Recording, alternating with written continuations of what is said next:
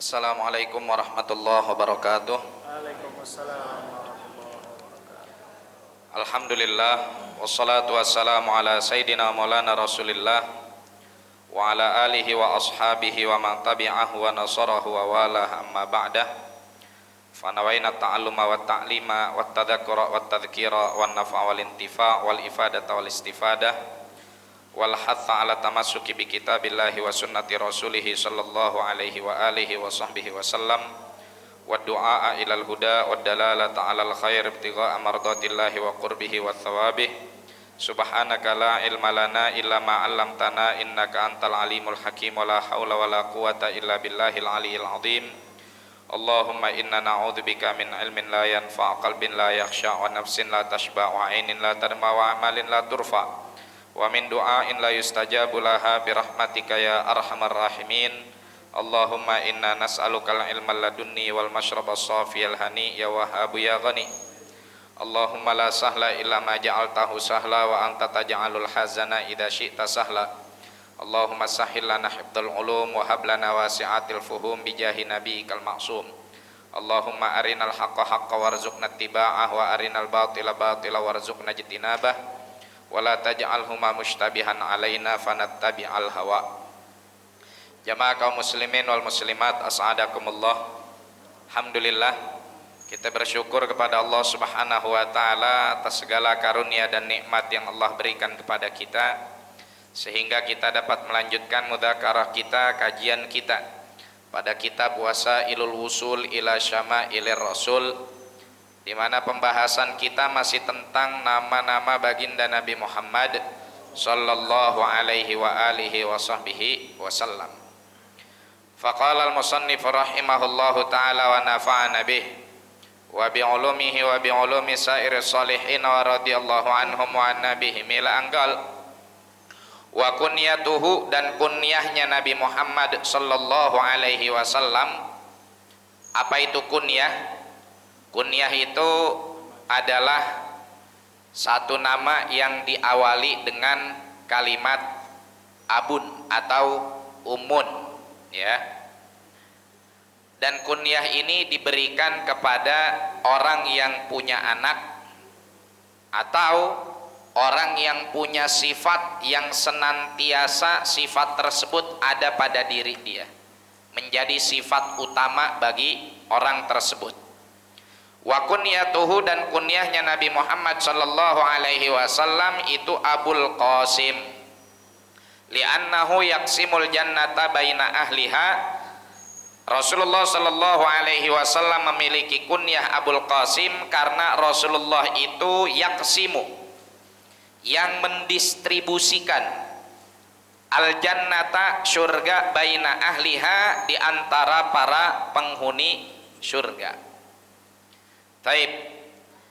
Pertama, dari kalimat ini kita mengambil sebuah pelajaran bahwa Rasulullah sallallahu alaihi wa alihi wasallam itu senang menggunakan kunyah.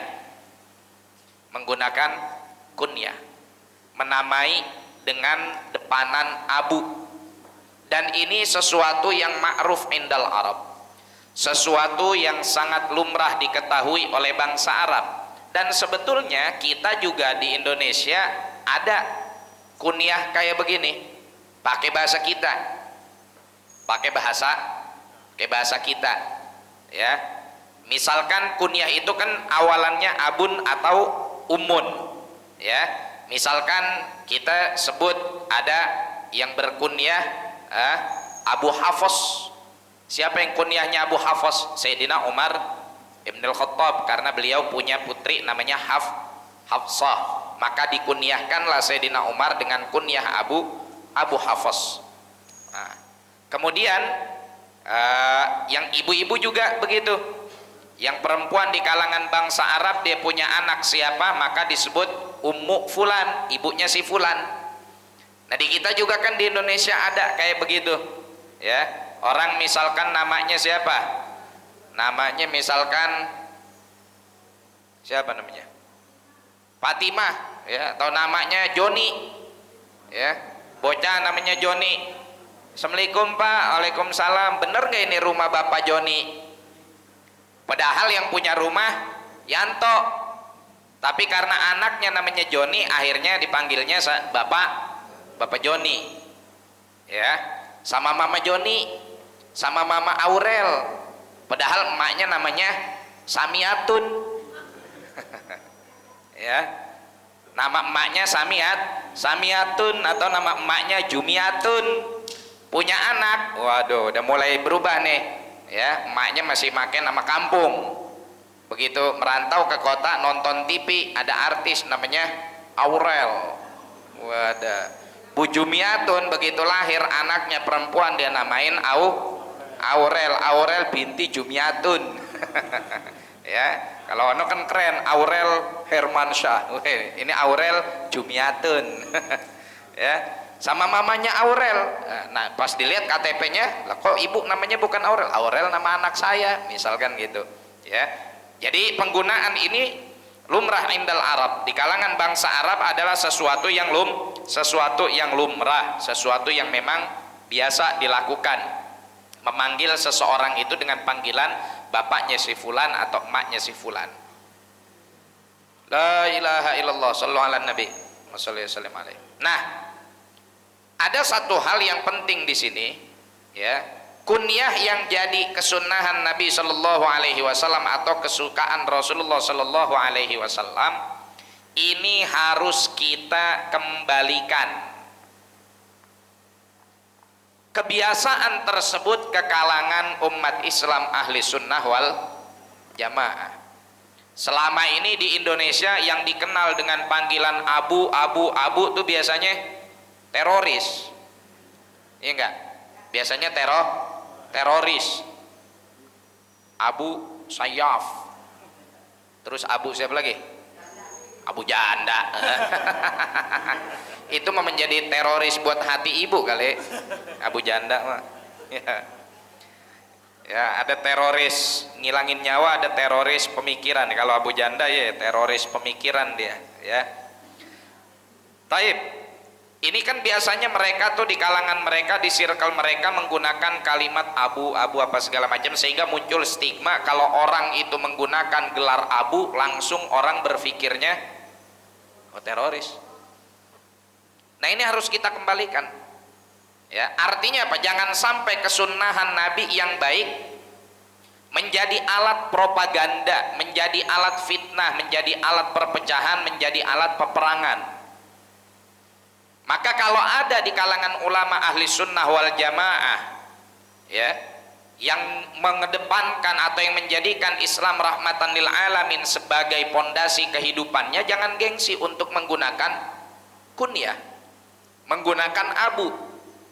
Dan kita harus dewasa sebagai umat Islam, ya, bahwa tidak semua yang depanannya abu itu kemudian kita anggap sebagai teroris.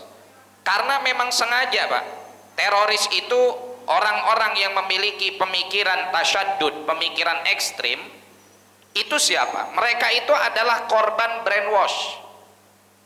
Mereka itu adalah korban cuci otak, yang dijadikan penganten, yang dijadikan eksekutor. Disebut penganten karena mereka didoktrin bahwa kalau habis ngebom ntar malamnya jadi penganten di surga, ketemu bidadari, ya, didoktrin seperti itu.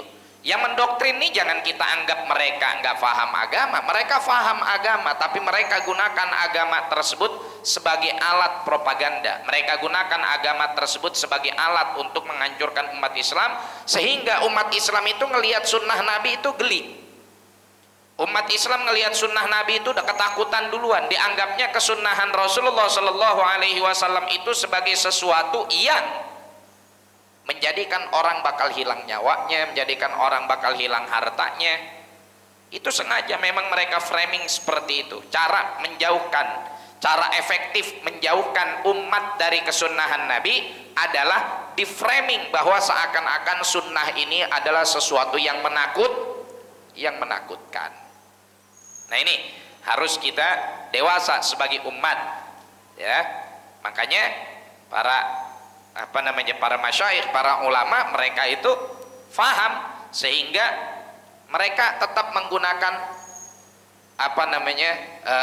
tetap menggunakan kunyah tersebut, ya, tetap menggunakan kunyah tersebut karena memang Rasulullah Shallallahu Alaihi Wasallam senang menggunakannya. Nah, yang kedua, kunyah itu adalah kalimat abun atau ummun yang digunakan juga untuk menggelari seseorang karena dia punya sifat. Kalau tadi kan anak disebut abu karena disebut abu siapa namanya, misalkan Abu Hafs karena anaknya namanya Hafsah, ya, maka disebut Abu Hafs. Yang kedua, kunyah bisa diberikan, kalimat abu atau ummu bisa diberikan kepada seseorang yang punya sifatun mulazimatun lahu, sifat yang senantiasa ada pada diri orang tersebut. Nabi Shallallahu Alaihi Wasallam punya istri namanya Sayyidatina Zainab, kunyahnya apa? Ummul Fuqara. Ummul Fuqara, emaknya orang-orang fakir, orang-orang miskin. Kenapa? Karena Sayyidatina Zainab ini orang yang kagak pernah nolak permintaan orang lain dan selalu memberikan perhatian kepada orang-orang fakir.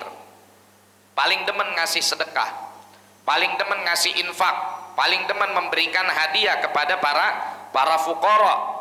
Makanya digelari sebagai Ummul Fuqara. Apakah betul beliau sebagai ibu biologis dari orang-orang fakir yang ada di Madinah? Bukan, ya, mereka orang lain, nggak ada hubungan darah dengan Sayyidatina Zainab, bukan anak, bukan cucu. Tapi kenapa digelari Ummul Fuqara? Karena punya sifat yang sayang sama orang fakir, orang miskin, ya. Ibu-ibu juga kalau punya sifat kayak begitu bisa digelari ummun.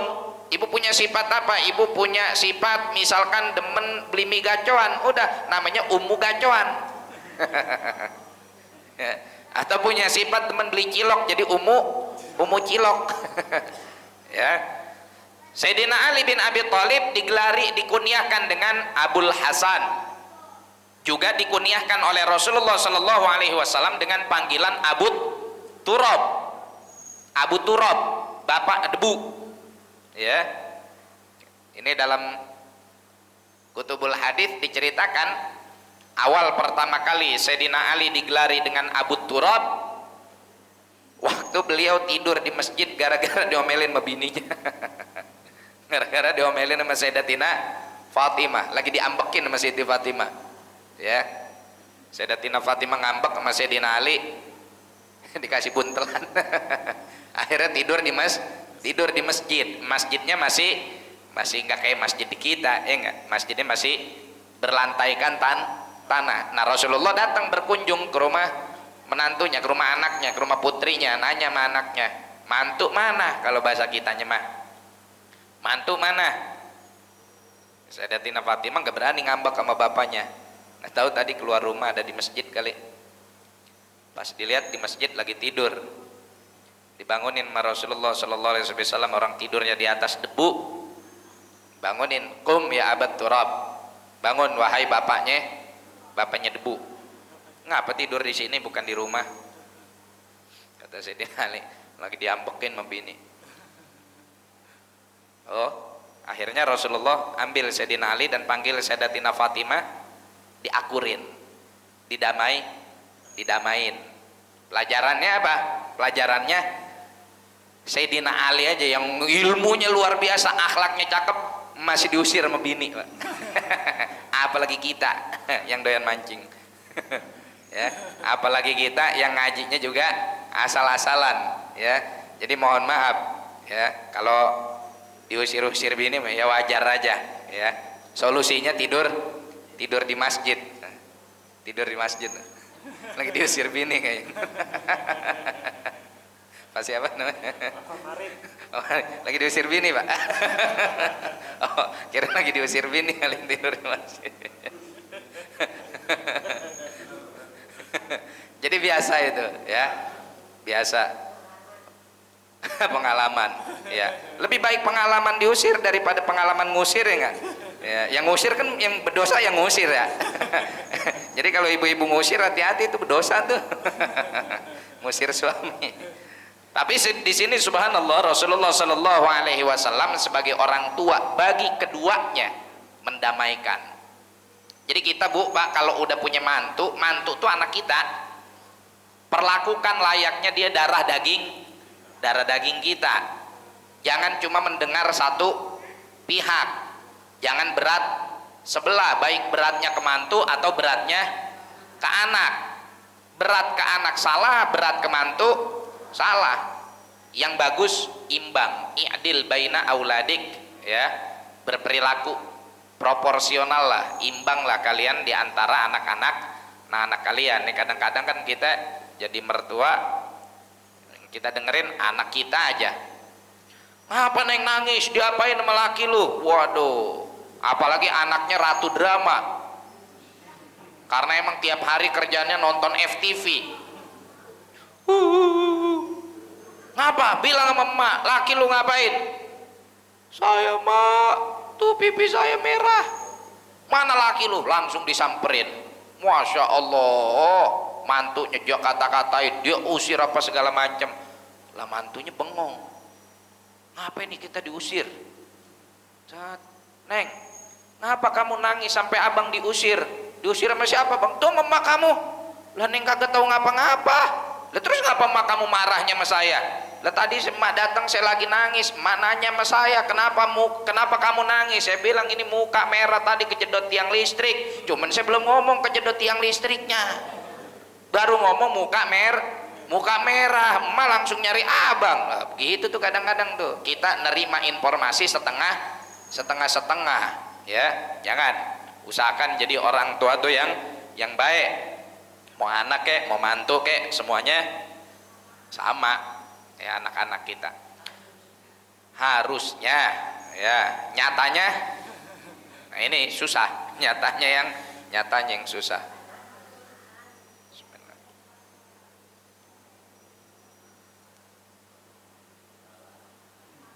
Baik, Rasulullah Shallallahu Alaihi Wasallam digelari sebagai Abul Qasim karena satu, Nabi Muhammad Shallallahu Alaihi Wasallam memang punya anak namanya Qasim, ya. Nabi punya anak 3 laki-laki, Qasim, Abdullah, Ibrahim, ya. Yang semuanya meninggal, masih kecil-kecil, udah dinamai nama Nabi Shallallahu Alaihi Wasallam. Kemudian juga secara makna majazi, Rasulullah Shallallahu Alaihi Wasallam atau bisa disebut juga dengan makna hakiki, karena ada sifat yang senantiasa melazimi Rasulullah. Apa itu? Nanti baginda Nabi lah yang mendistribusikan syafaat, mendistribusikan surga bagi para pemilik syafaat dan bagi para penghuni surga. Makanya disebut Qasim, yang ngebagi-bagi.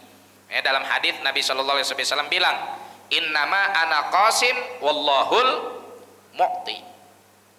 Innama ana Qasim, saya mah cuma ngebagi-bagiin doang. Pada hakikatnya yang memberikan adalah Allah Subhanahu wa Ta'ala. Kayak dalam syafaat begitu, Allah yang ngasih syafaat, kuncinya kepada Rasulullah Shallallahu Alaihi Wasallam. Nanti Rasulullah yang mendistribusikan, ya. Syafaatul Uthma baginda Nabi Shallallahu Alaihi Wasallam didistribusikan kepada orang-orang pilihan dari umatnya. Nih fulan, ente ngasih syafaat buat sekian orang. Fulan, ente bisa ngasih syafaat buat sekian orang. Ya, kata Rasulullah Shallallahu Alaihi Wasallam, yashfa'u rajulun min ummati adada sya'ri ghanami kalbin. Bahkan ada satu orang dari kalangan umatku yang bisa memberikan syafaat kepada sejumlah orang dengan jumlah sekira jumlah rambut, jumlah bulu domba yang dipiara sama suku Kalb, ya. Suku Kalb ini terkenal di bangsa Arab sebagai suku yang memiliki kelihayan budidaya domba, ya. Mereka hampir seluruh sukunya itu kerjaannya adalah ternak kambing, ya, di Arab tapi bukan di Garut. Nah ini satu orang dari umat Nabi bisa ngasih syafaat sebegitu banyak.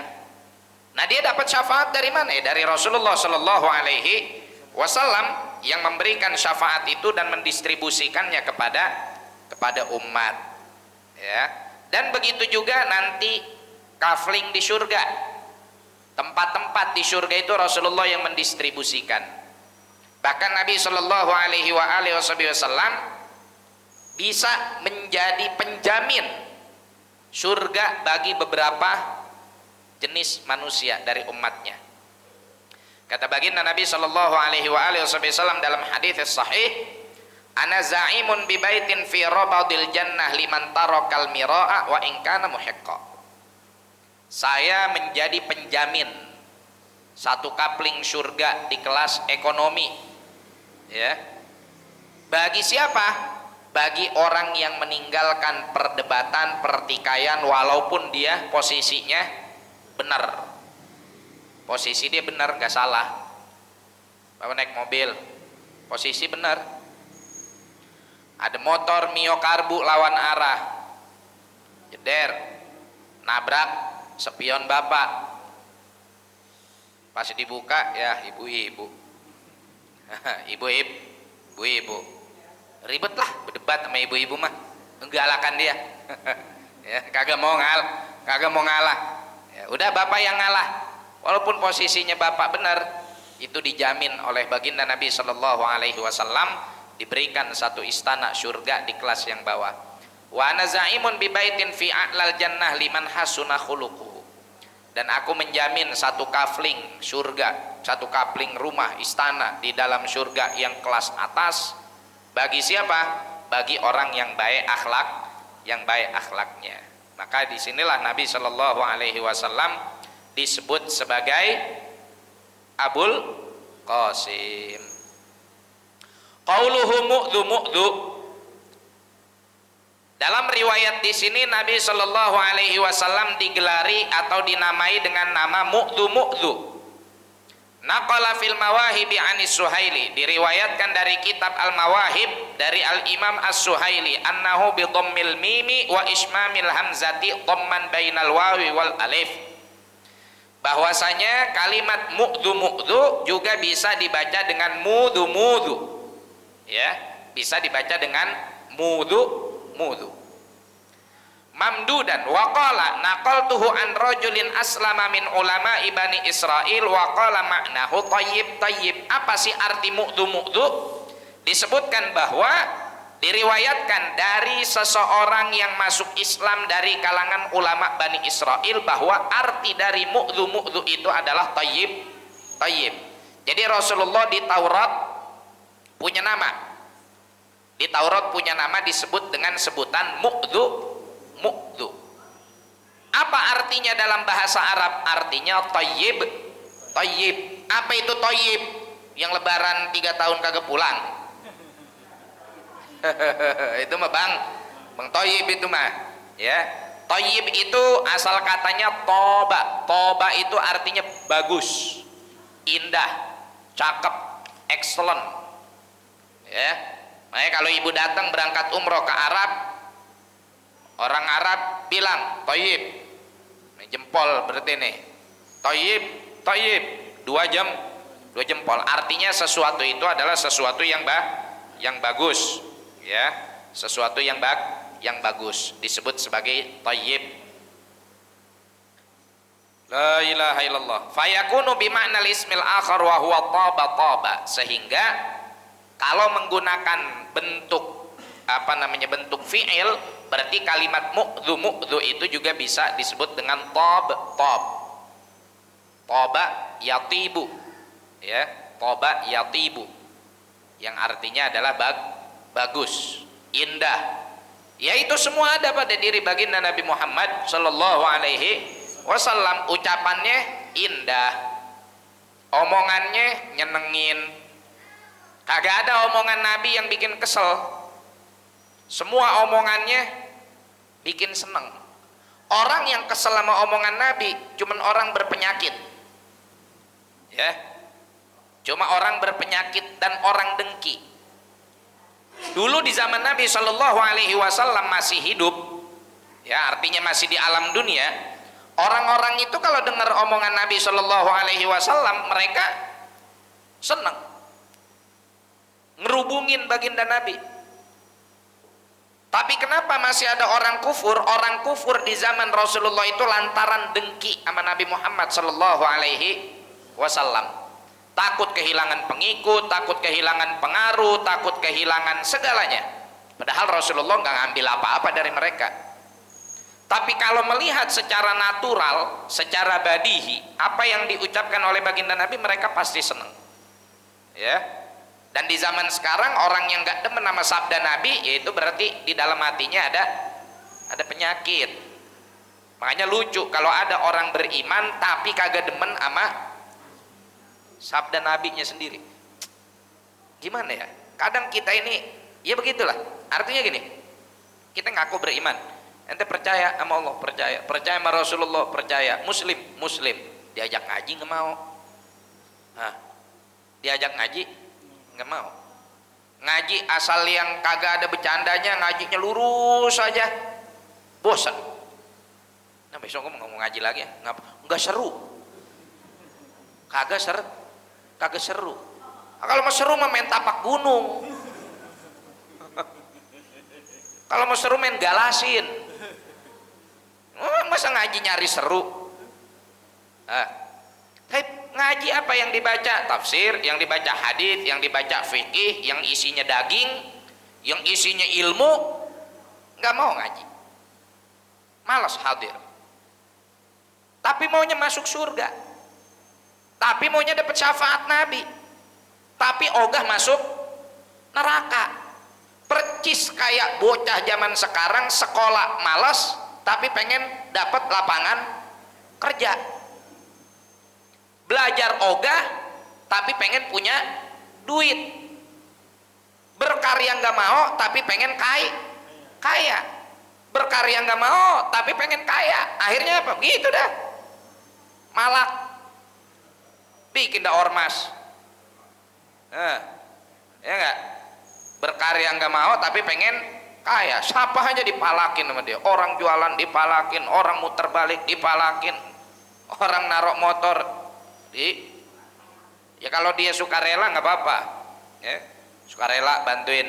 Tapi kalau lempengan kagak ngasih, ngomel-ngomel, mencak-mencak lah, tanah aja bukan, ngamanin juga kagak. Kadang-kadang kalau motor kita hilang juga ya kita sendiri yang tanggung jawab ya. Orang bikin perusahaan, orang bikin dagangan, orang bikin usaha, tinggal datang doang, duit apa? Jatah keamanan. Emang lu ngamanin? Malam gue ngorok sih. Ini sama tuh kayak orang kayak begitu tuh, pengen dapat surga, pengen dapat syafaat, pengen ogah masuk ke neraka, tapi ngaji kagak mau, ibadah gogah. Sama kayak orang pengen kaya tapi nggak mau berkarya, maunya cuma tidur, duduk, hardolin, dahar modal, ulin, terus ngimpi jadi orang kaya ya. Yang ngimpinya mah bisa, begitu kaya, bangunin sama bininya disampiok pakai air cucian, bangun lah miskin lagi ini. Kayaknya cuma ngimpi.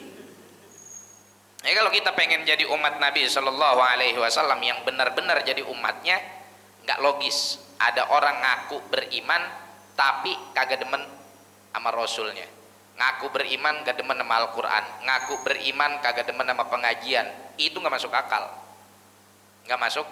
Gimana dia mengimani sesuatu tapi yang jadi kewajiban dalam iman kepercayaan dia justru dia nggak kerjakan? Ini kan bertentangan, ya enggak? Bertentangan sama kayak bapak ngomong sama bini, mah I love you forever. Waduh. Sarang gonggo. Mama sarang heo, cintaku kepadamu sehidup semati. Bininya mati duluan, kawin lagi. Bener nggak tuh laki begitu? Bener nggak? Bener lah.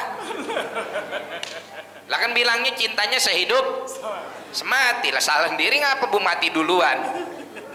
Ya udah mati mah udah kelar, enggak? Ya toh cintaku kepadamu sampai sampai mati. Bener, begitu bininya mati dia kawin lagi. Diprotes sama tetangganya, sama teman akrabnya, lu kemarin ngomong sama temen gua lo, kata lu demen sama temen gua sampai mati. Oh, nu ngapa aja mati lu kawin lagi? Lah bener gua mau ngomong temen sampai mati. Ya udah mati udah kelar cintanya. Ya, kita ngomong sama bini kita, janji nggak bakal nyandung. Bagiku aku hanya mempercayai cinta berlabuh hanya pada satu hati. Lagunya, aduh, kalau lagi ngomong udah kayak toa dangdut, gacor banget. Kagak taunya bujuk buneng, simpenannya di mana-mana. Enggak, di Kronjo ada, di Kampung Melayu ada, yang jauh-jauh lagi, di Tenjo ada. Ya, sengaja aja nyarinya orang Kronjo sama orang Tenjo. Wadon sono mah kan kagak tapi melek teknologi ya. Iya, jadi kagak kedeteksi sama bininya. Kalau masih nyari bininya orang Cipondo, ya gampang ketemunya, gampang ketemunya, ya kan. Kalau nyari bini kedua orang Kronjo orang Tenjo kan, seng bininya kagak bini pertamanya kagak bakal nyusul. Gimana mau nyusul baru naik motornya udah kelilipan tanah merah. La ilaha illallah Muhammadur Rasulullah. Hakada.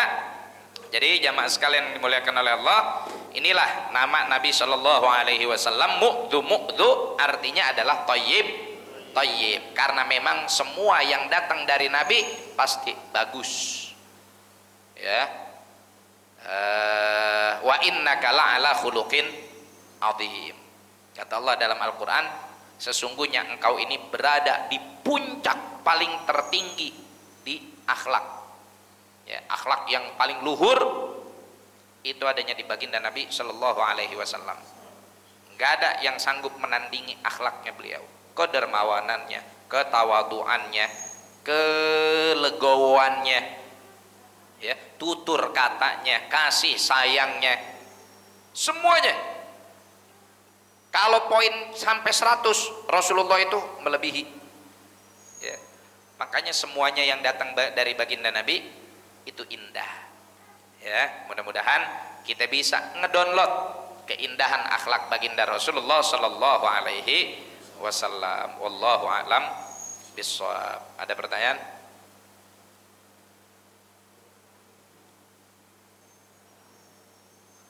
Al-Fatihah bil qabul wal iqbal wa salahi kullil ahwal hadrati sayyidina Rasulillah sallallahu alaihi wa alihi wasallam maula Bilal badril mutalal anallahu ta'ala yaftahu alaina futuhal arifin wa yarzuquna kamalal ikhlas wa lakin tsabbit aqdamana ala qadamil habibil amin yaqdi lana jamil hajat yaghfir lana jamil muhimmat yaghfir lana kullad dunub wa yasturana kullal uyub yakshif anna kullal kurub wa yamla barakati kathratil amwali kullal juyub ibarik hadzal masjid wa man shalla fi man anfaqa wa tabarra'a wa darasa fi wa anshur hadhil barakat wal khairat ila jamil ummatil islamiyah ala hadhihi niyyah wa ala kulli niyatin salihah wa ila hadratin nabi Muhammad sallallahu alaihi wa alihi wasallam bisirril Fatihah.